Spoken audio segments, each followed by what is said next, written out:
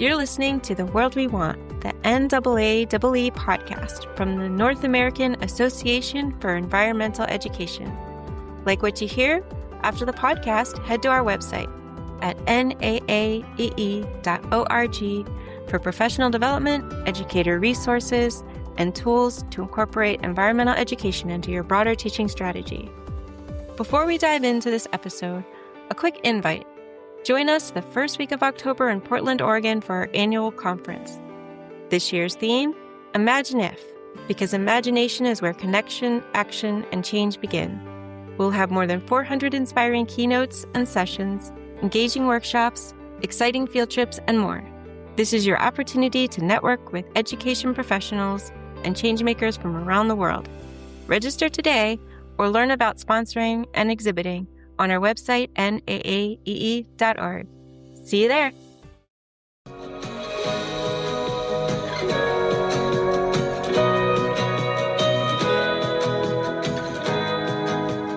Food allows you to think about the socio-cultural, historical connections and bringing people with different opinions to share a meal.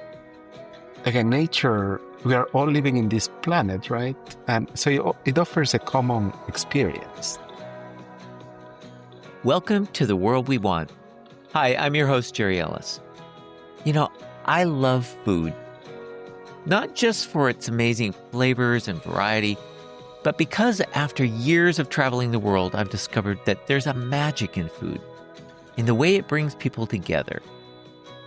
You gather a bunch of folks around a table, and conversations just begin. And before the night's over, it seems like bridges are built. What if learning begins the same way?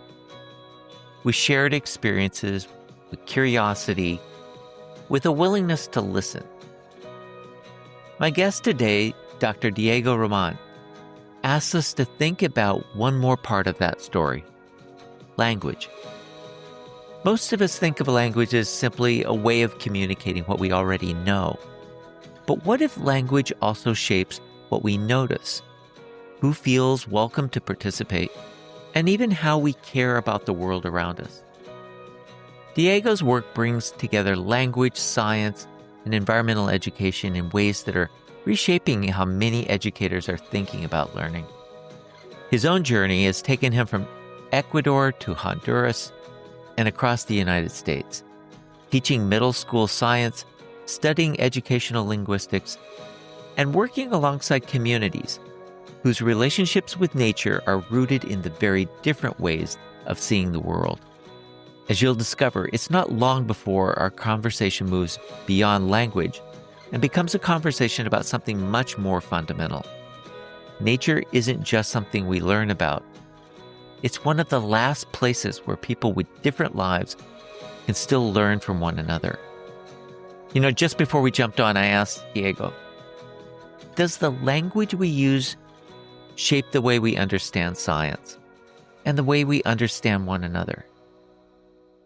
Hi, Diego, and welcome to The World We Want. Thank you, Jerry. Great meeting you. When I was doing some background research, it seemed like at the heart of your work, kind of a profound question, which is, who gets to understand the world and in what language? And that really made me think about this question. Do we think language shapes how we learn about science, and how and who gets to participate in it?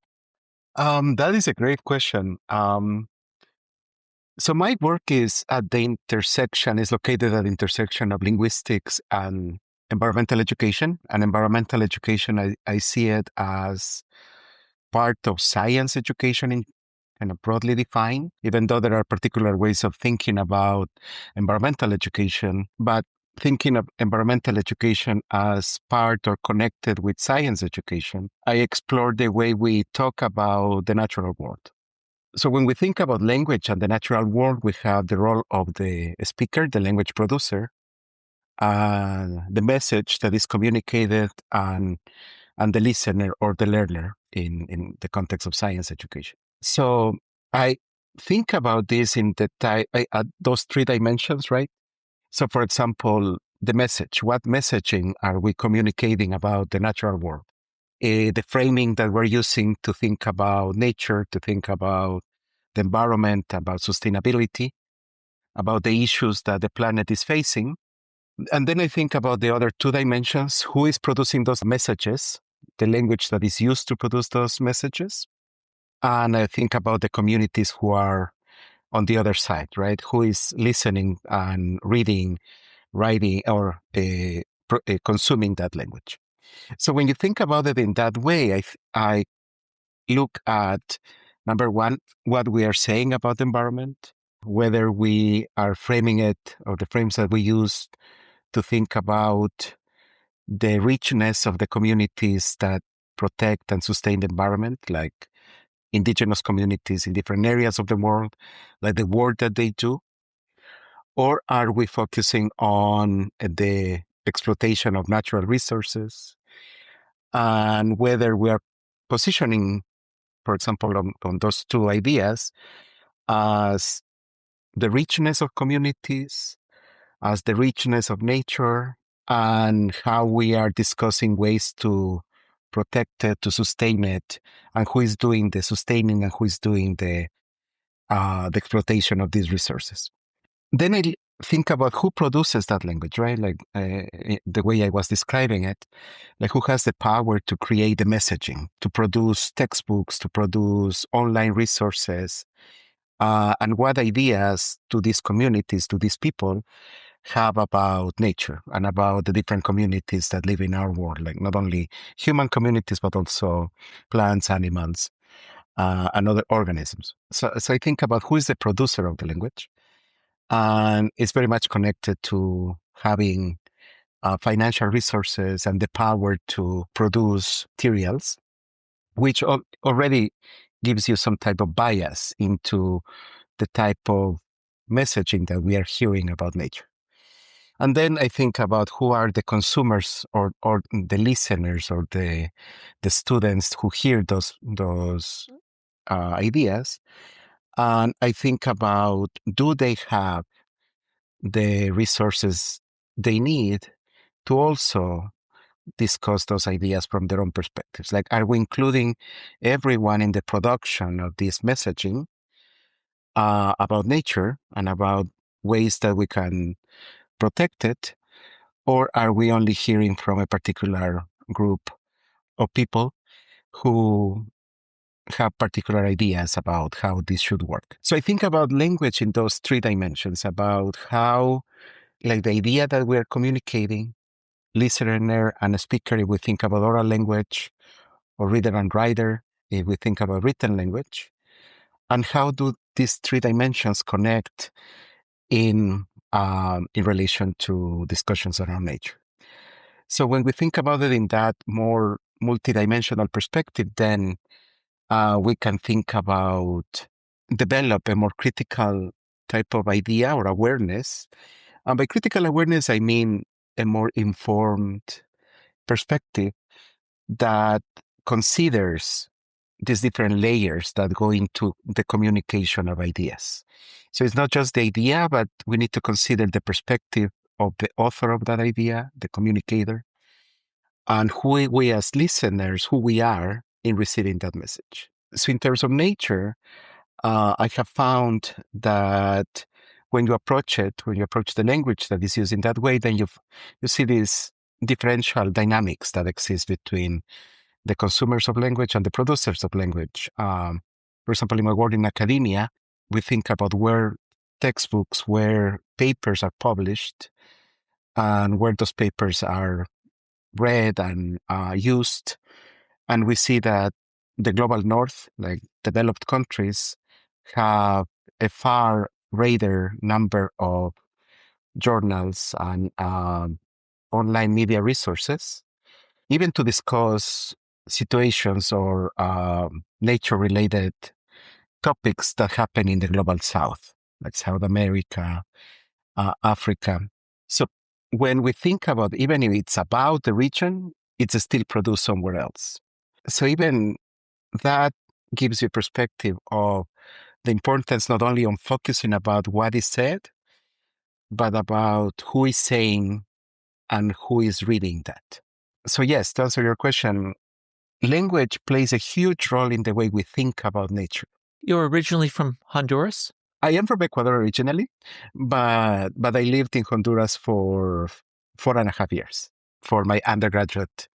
I did my undergraduate there. At what point in that process, as you were getting educated in the sciences and in nature studies, at what point in there did all of what you were just talking about, when did it begin to creep into your thinking? In my undergrad, I studied agricultural sciences. I love being outside. I love nature. I wanted to do something that in which my day would be spent outside, but I didn't know exactly what when I was in high school. At the same time, I loved teaching. I had that idea, the idea of becoming a teacher in my mind. And I loved reading and language. Like I love language. But my family didn't have the resources to send me to a bilingual school, an international bilingual school. I think in general across the world, it's very expensive, and only people who have who are wealthy, in some cases in Latin America, could afford to send their children to a fully bilingual or trilingual a school. So I didn't learn English. I learned some grammar in K-12 schooling. So I couldn't access universities beyond Spanish-speaking institutions when I finished my high school. So what I knew I was at the end of high school that I love nature. I didn't know how. I love teaching and I love languages, but I didn't know how to put that into a career or a field of study. So I decided to go for agricultural sciences to think about nature in a producing your own resources type way, like the work that farmers do. I think about farming, like agricultural education, also as connected to environmental education. In that, as I was working on my major, I was tutoring and teaching my classmates. And so the teaching part was always there. Then I came to the US and I worked for the Illinois Natural History Survey, which was associated with the University of Illinois at Urbana-Champaign, doing an internship in entomology. I work with insects. I loved insects. And I thought that my path was going to be entomology and going into teaching, right? But then I started thinking or doing some volunteer work in schools to bring insects to schools, to get kids excited about science, about entomology. And I loved it. So went back to Ecuador after my internship ended. I started thinking, do I want to do a PhD in something very much science oriented, like molecular biology, entomology, or do I like more the teaching part of things, like the communicating those ideas to people? So I tried out molecular biology. I didn't like it. It was the opposite of the first, like the being outside. Like I spent my days in the lab and it wasn't for me. But I had the knowledge to teach science. And I thought middle school, the only job that I was able to get was middle school science teacher in the Chicago South Side. Then I continued teaching. Then I taught at the private school. Then I taught in California, in the inner city, San Francisco, middle school science. And I just loved it. I loved seeing the teacher as the mediator of the messaging that is communicated, right? Like the power that teachers have in communicating messages about not only nature, but about communities and about achievement and about what can be done to improve our societies. So I decided to go to do my PhD in what is called educational linguistics. So I explored the language that is used to communicate ideas in science education.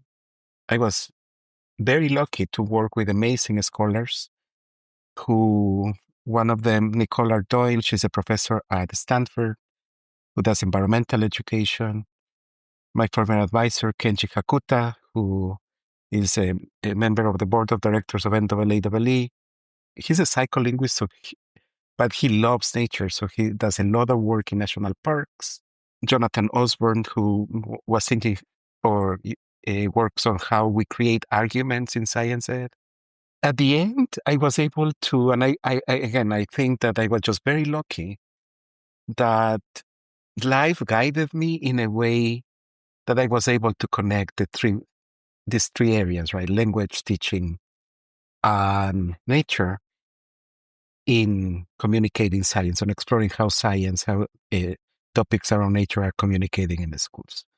So again, I would love to say that I was intentional in doing this type of following my career, but a friend of mine used to say that I have benefited from happy accidents.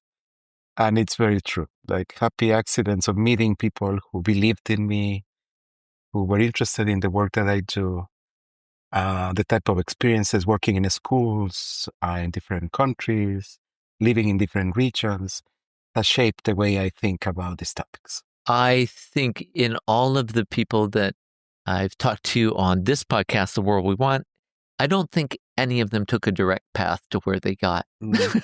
I think you are the rule more than the exception. And I wonder how often professors and mentors and teachers, I wonder how often they convey that to their students, because I think so many students come into whatever field they're going to study. They think it's a beeline. They're going to just, they're going to fly directly to that place where they're going to graduate. And more often than not, the ones that are the most successful, like yourself, they took the circuitous path, which then I often think of it as tumbleweeds, where like these tumbleweeds in which we tumble across the landscape, and all the things that stick to us become the things that we are. No two tumbleweeds look alike because they've collected all this stuff. And quite often people like yourself are like these amazing tumbleweeds. And I wonder how much your students see that in you. I'm just reflecting on a book that I love. It's called How to Be Perfect by Michael Schur. He was the screenwriter of A Good Place, this TV show, and he also, I think, was a screenwriter of The Office. So he wrote this book about the learning that he did about morality and about how to be a human being, a good human being. What does it mean to be good? And the entire book is about these different philosophies about goodness, like how we think about being a good person and how that has changed over time. And so he says, you can do this, and there are all of these ways that people have explored. And one of the last chapters is saying, but at the end, there are so many things that happen around us that you can, that you're lucky or not lucky in certain circumstances. So he said, at the end, we have to recognize that part of who we are is putting the effort in the right time, at the right place, doing your best, trying to do the best from your best intentions. But at the end result is also influenced by these unpredictable factors that are completely outside your control. So it was a very interesting chapter, or like the book. It made me reflect tons about how we think about, especially in the US, about the individual merit, about your individual work, about I need to be the best, competing with each other. Like the focus on the individual, like it's the individual is the center, like the kind of the captain of their destinies, like you are in command of what happens to you. I think it plays a role, but how big or little, that I'm not sure.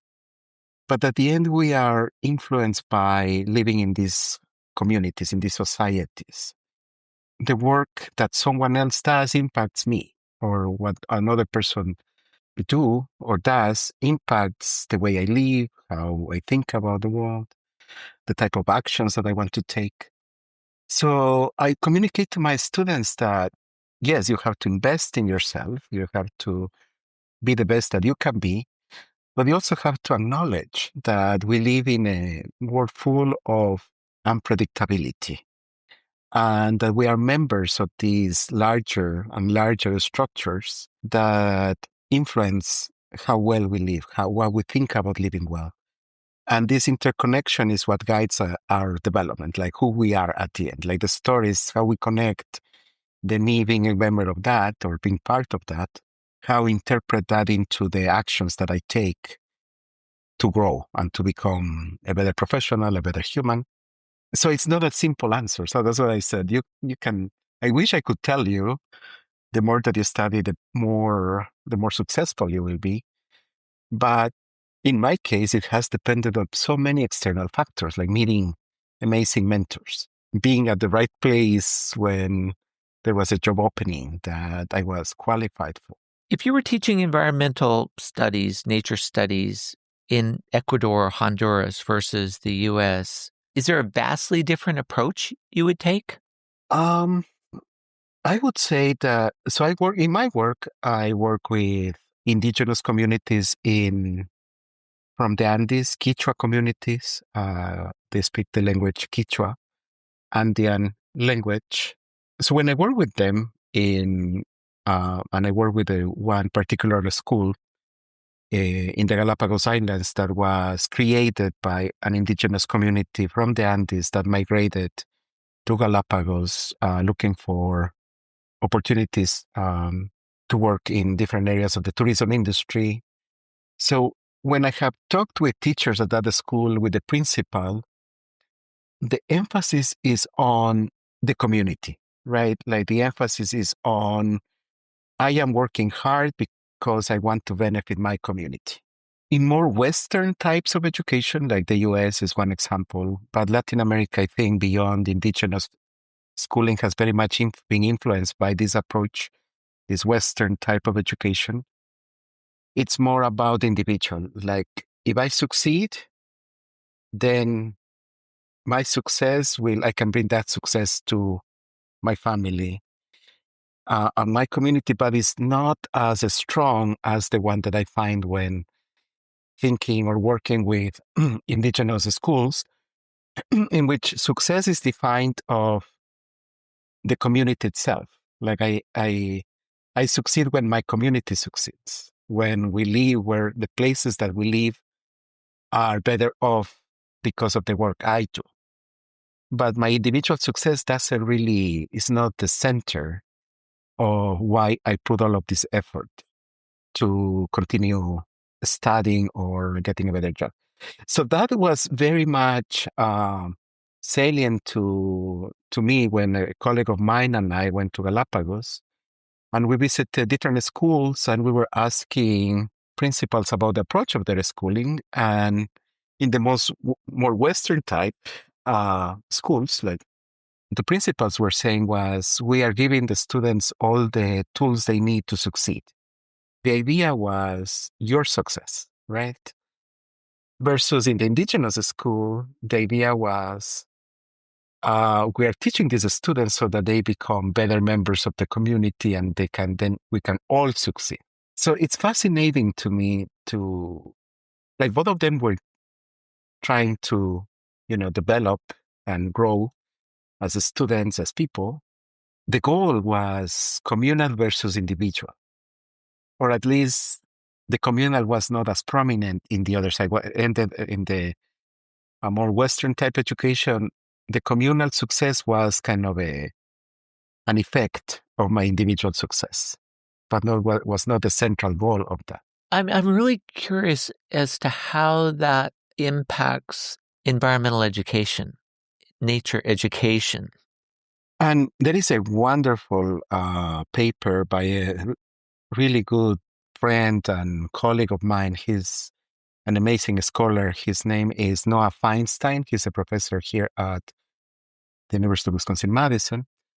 And he studies how science is used in our daily lives by people.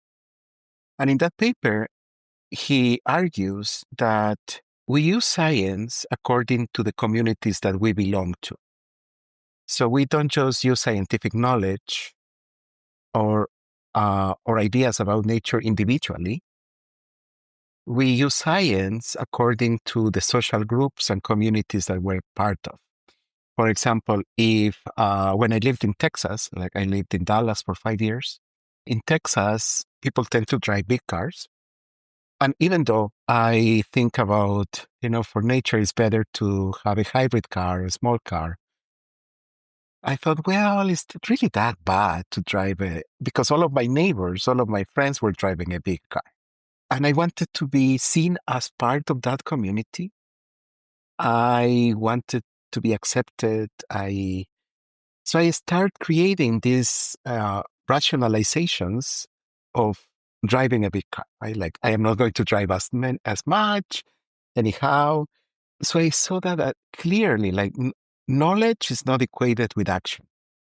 Right? You can know a lot about environmental protection. That if you are part of a community that does not value that, or that is not something that you're not part of the group that promotes that type of behavior, your actions might not equate your knowledge. Versus when you're part of communities that protect nature, that you're an active member, are valued and value these communities, then your actions start reflecting the actions of others around you, like in places where we live and places where we work. And that completely impacts the way what we do around nature, right? So this idea is about knowing is not equated with action. I see it very, very prevalent on environmental education, right? In that paper, the one that was referring to by Noah Feinstein, he says we have to consider the social nature of learning and living. We cannot function as individuals when what we do is as part of groups, a society. And the way we teach about science and different subjects in the schools is very much to the individual, right? We very much value individual achievement. We measure individual achievement, we measure individual growth. But on the other hand, we know that we end up doing the actions of the groups that we belong to, political, religious, social. And that is where the discrepancy, like the tension grows, right? Like, or the separation. And like Noah argues, we should pay more attention to this communal side of learning and acting than the one that we're currently placing in the schools at the moment in teaching about nature or as well as other subjects. Communal learning. Talk me through that a little bit more. Hang on. Before we do, let's take a quick break and let me check in with the co-producer on our podcast, Director of Communications at NAAEE, Stacy Pierpoint. Hi, Stacy. Thanks, Jerry. Hi, everyone. Thanks for tuning into The World We Want and this fascinating conversation between Diego and Jerry about language, community, and finding common ground through nature. Our podcast is all about shining a light on changemakers who are using environmental education to improve the world around us.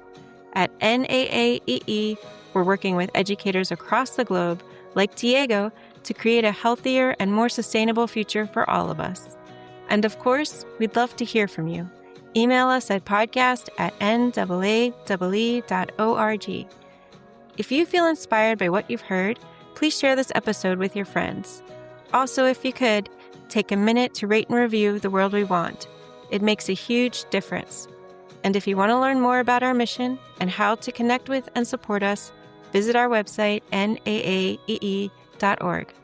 Thanks so much for listening. Now back to Jerry and Diego in the studio. Thanks, Stacy. Diego, we were talking about the idea of communal learning. So I'm really curious, what would that look like? I have talked with Noah about this. He has told me type of programs that we have for informal or out of school learning should be reflected inside the school learning, like in a school learning, right? Like more of this group work that when you go to an after school program, you see children working in groups or having fun, like this deep learning. And I think there is a study from Harvard that this deep investment in learning, like when you think about an experience in which you were deeply invested, how can we capture that? Like the type of experiences in which you were engaged, you really wanted to know, you really, so no one was telling you how to do this or that. And those experiences tend to happen when we are thinking about something that has a practical, like it's going to mean something. Like, and by that, I don't mean only practical knowledge, but for people who do more theoretical work, they still see the purpose, the goal of that. And they do draw their resources. They are part of these larger communities that value their ideas.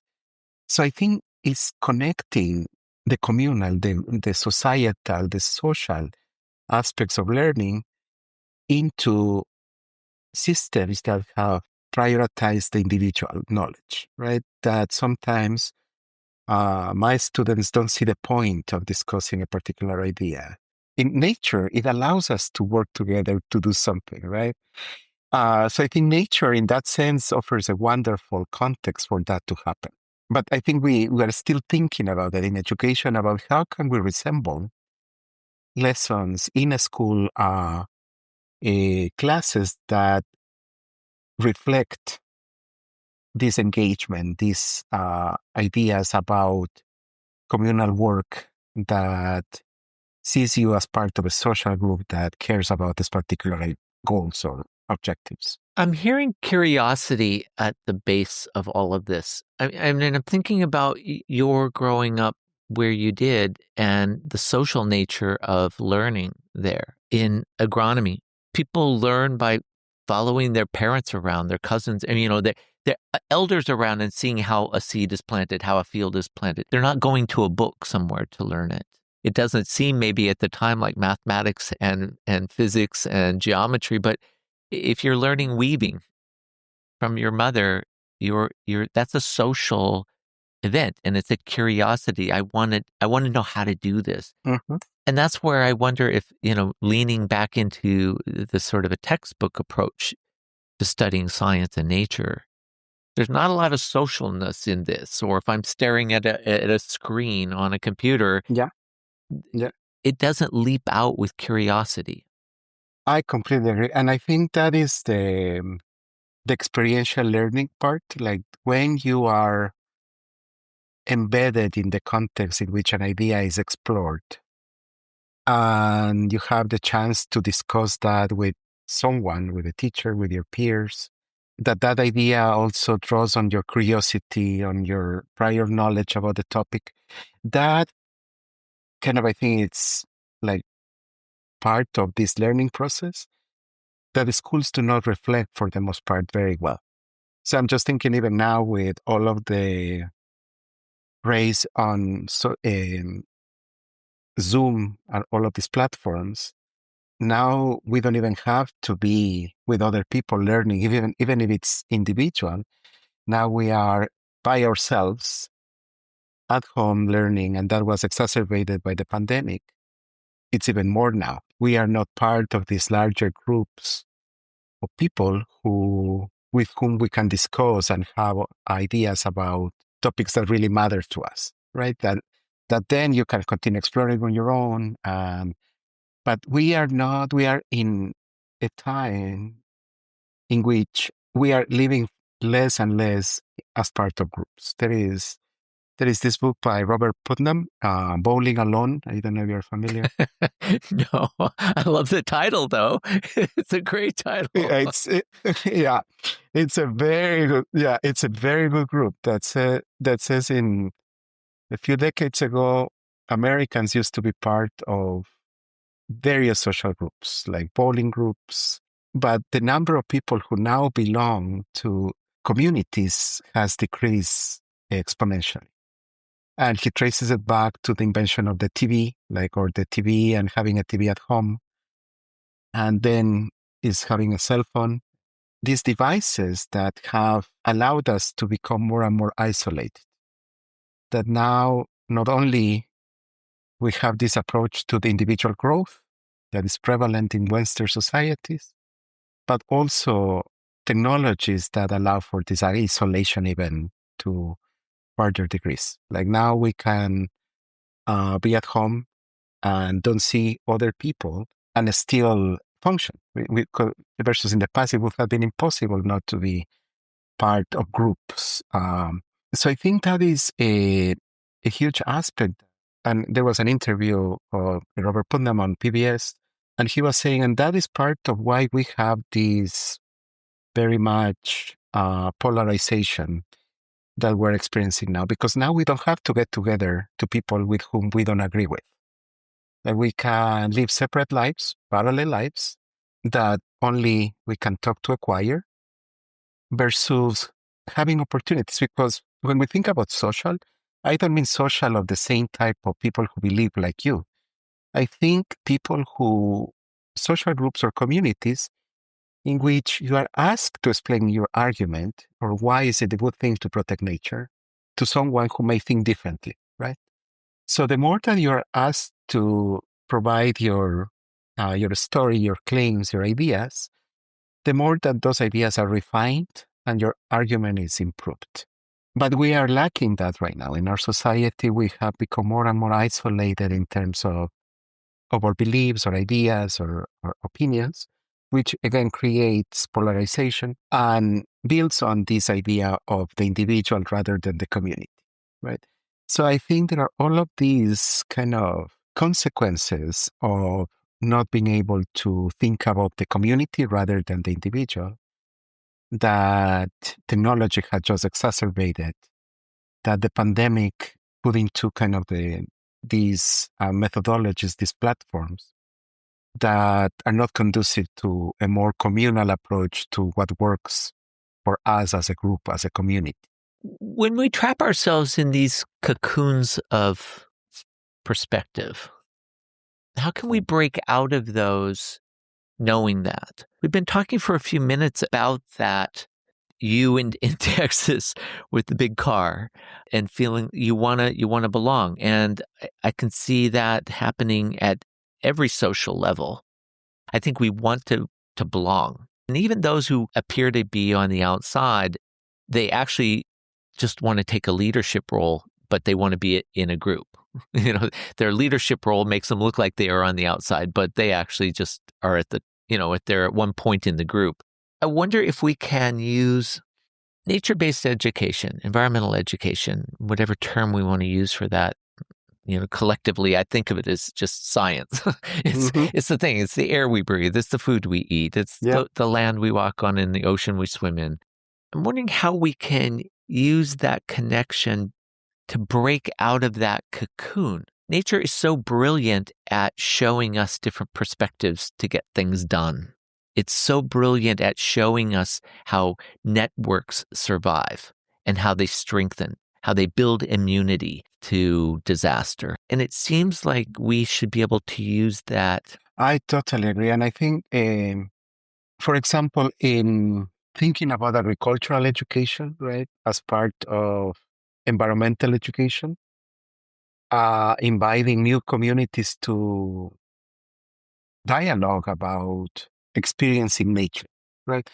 To me, because of my training in agricultural sciences, I think of farmers as the people who live nature day to day. Like they are there, they are farming, they are producing. But somehow in environmental education, sometimes we don't perceive them as part of the environmental ed.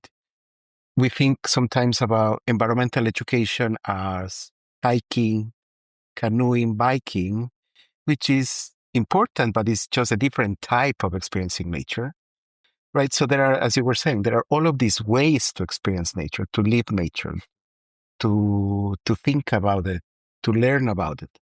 And each group, each community has their own perspectives and ideas and practices associated with nature, right? But I don't think that we create enough spaces for people who use or experience or live in nature in different ways to come and talk about it, right? And when that happens, it's very powerful. Like when people who come and, for example, hunters in northern Wisconsin, or with environmentalists, right, who want some woods protected because that's where they hunt, or that is where this species of birds live. So they both want the same thing. They want to protect that region. their goals are different, or their whys are different for why should we protect it. But at the end, their interests are kind of coalescing into one, like, let's protect this area of the state.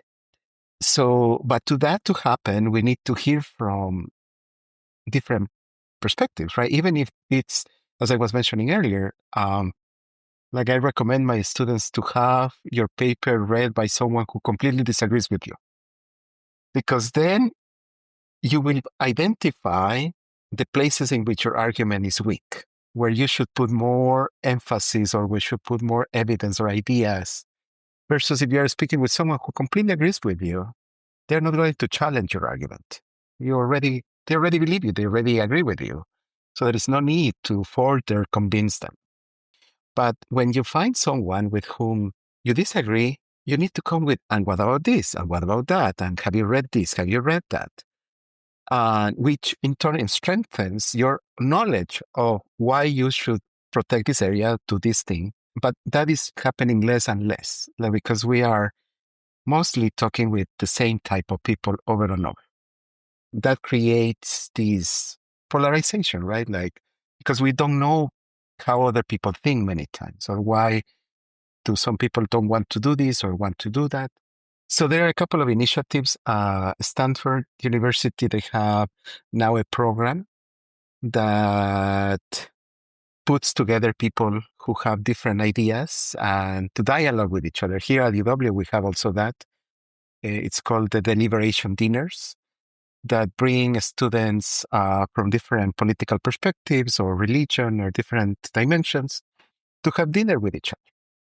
And the idea of these programs is that once you humanize the other person, like once you are having dinner with another human being who is like you, who wants to say many of the same things that you want, like graduate from college.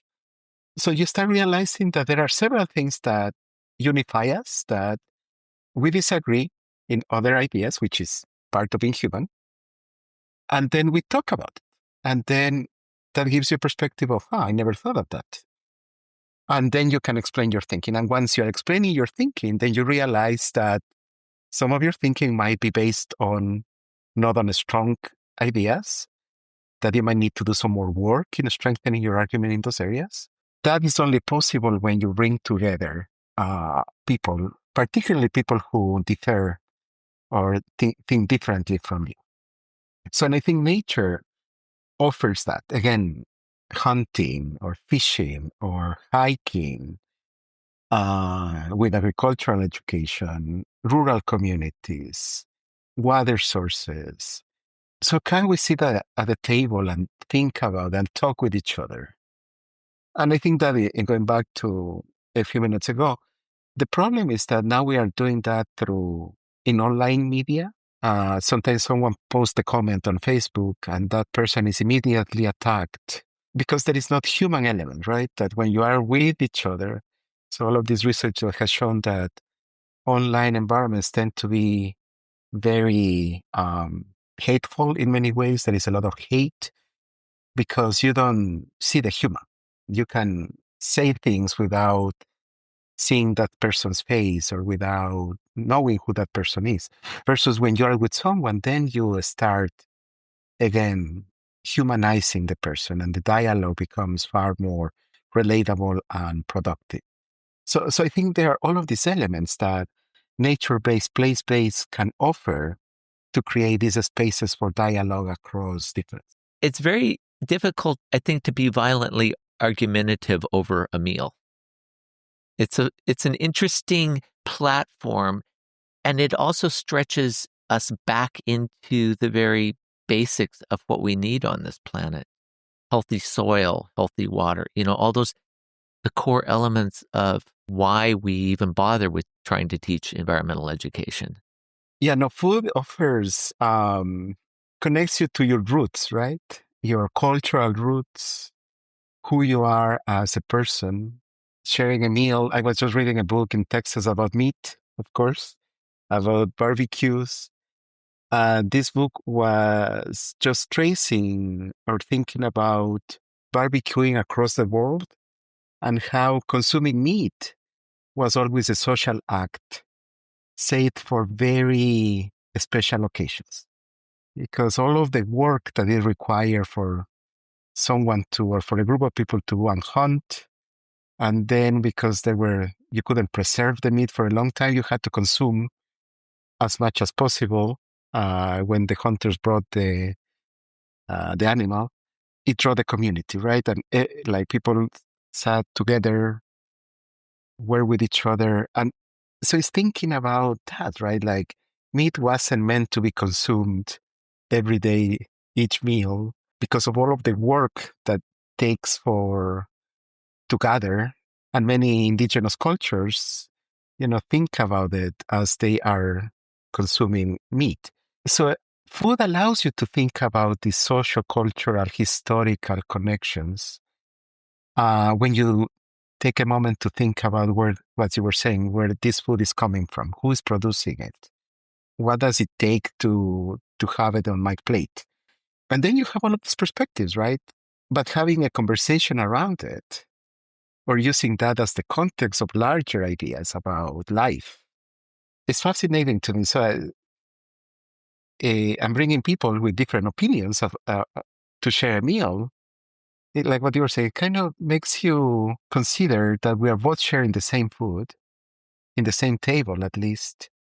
And let's talk about life, And I think, again, nature, we are all living in this planet, right?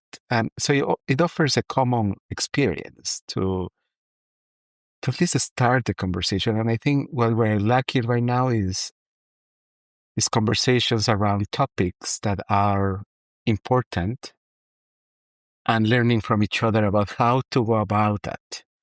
How can we respect each other's differences and build from those to create better solutions? And I think that is especially around nature and about how the future of our planet.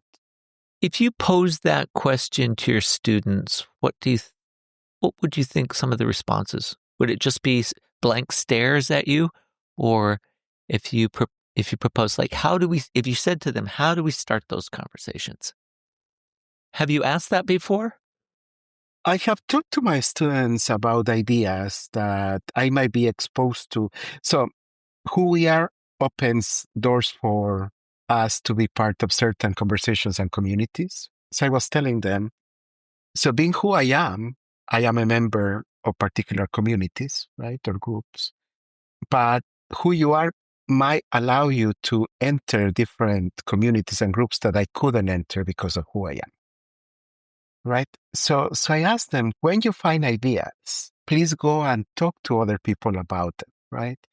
And then you can develop strategies on how can I talk about this with people who are very much not in agreement to that particular position or statement. And I try to do the same thing. So the number one thing is sometimes it's trial and error. Like sometimes I have said things that have not worked, that instead of opening up have shut down doors. And I think other times great conversations have happened with people with whom I thought I would never be able to talk about this topic based on any differences that we have. So I think the number one thing is, number one is respect, like respecting each other's ideas, dehumanizing the individual, right? Like not seeing them as someone very different from myself, but just as another human being who, based on who they are, have experienced this life differently, and be starting with that premise, then engaging in, so tell me about this, right? Tell me about, and we might at the end just agree to disagree, but I still respect you and you're still a member of the society in which I live, right? So I think and again, several universities have started with these programs about how to create dialogue across difference. And I know Stanford has, and now it started with one school, and now I think they have extended it throughout the university.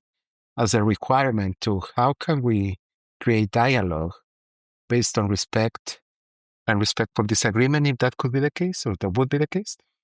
But I think that is more needed now than ever before, especially about different topics, but including nature, right? Nature, about the best ways to live in this planet, how to do it respectfully, how to collaborate in protecting it, and how to incorporate different perspectives around that so that we get to hear, like going back to the beginning of our conversations, from not only the ones who have the power to produce the messaging, but also for the ones who have to live here but don't have the voice to express their opinions about those perspectives. I think we need to do that. I usually ask the person, what's the world that we want? I'm really curious to ask you that because you've lived in different worlds, so to speak. You've lived in not only different cultural worlds, you've lived in a science world. Now you're in a linguistics world. You're living in these different orbits. If you were going to step outside of Diego, what does Diego want from all those orbits? What is the world you would want? That's a great question. I was talking with a friend of mine. She's from the Dominican Republic.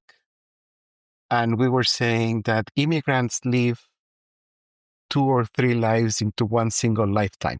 And even if you are not an immigrant from a different country, if you move from one state to another, then you experience a change of perspective, like or experience being part of a different way of thinking. So to me, after living in Ecuador, Honduras, Illinois, Wisconsin, California, Texas, back to Wisconsin, I always think about how similar we all are. Like how we want, as humans, we want safety, we want food, as you were saying, we want clean air, clean water. We want for our children to live in a safest place. We want for our grandchildren to experience a world in which they can enjoy the things that we enjoy in nature. But many times the differences are highlighted. Like we live in a world in which, again, we think of a difference in language as not a positive, but as a negative thing, or a different in different areas, not as richness, but as something that we shouldn't value. Right? So the world in which I would love to live is one that values these different perspectives. There are different papers that have shown that when we are challenged on the way we think, or thinking becomes better. And that's what we do every day with people who we care about. We ask them, are you sure that you want to do this? Because we really care about them and they need to explain the reasoning behind an action. So I would love a world in which we have opportunities for dialogue about the things that really matter. Like, how are we going to have clean water 100 years from now? How are we going to learn about the value of protected spaces, even if our goals for having those protected are different?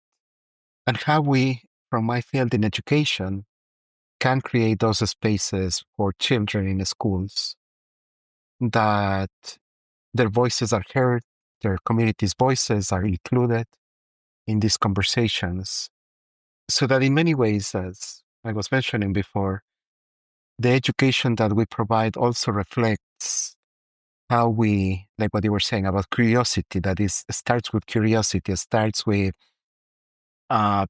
you sharing with another person how excited you are about XYZ. Belonging to a group that really gets excited with you about that. Kind of reflecting that also in the schools.